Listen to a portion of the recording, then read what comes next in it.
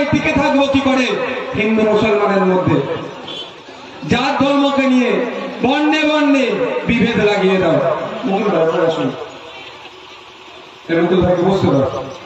বিভেদ লাগিয়ে দেওয়া, এইটা আজকে দেখছি।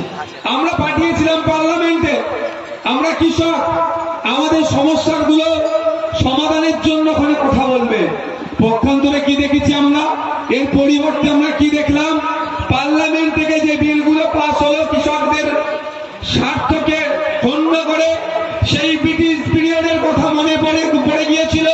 সেই নীল চাষিদের কথা, নীলকর সাহেবরা যেভাবে চাষিদেরকে গলায় টুটি টিপে ধরে চাষ করিয়ে তাদেরকে শোষণ করত, যে পার্লামেন্টের কৃষকদের বিরুদ্ধে বিল পাস হয়েছে রিসেন্ট, তার বিরুদ্ধে আমাদের দ্বারা ভোট দিয়ে যারা পার্লামেন্টে পাঠালাম, সুকান্ত বাবুর উচিত ছিল এই বালুরঘাটের কৃষকদের স্বার্থে মোদী সরকার যে বিলটা নিয়ে এসেছে সেই বিলের বিরোধিতা করা।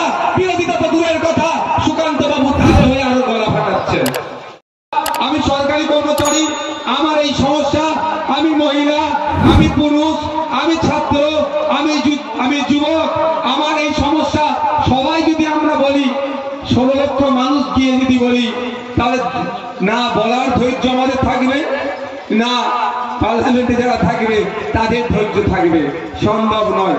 সেই জন্যই তো সারা ভারতবর্ষে 140 কোটি অধিক মানুষ আছে।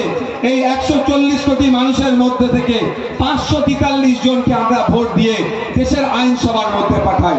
তাদের কাজ কি হবে?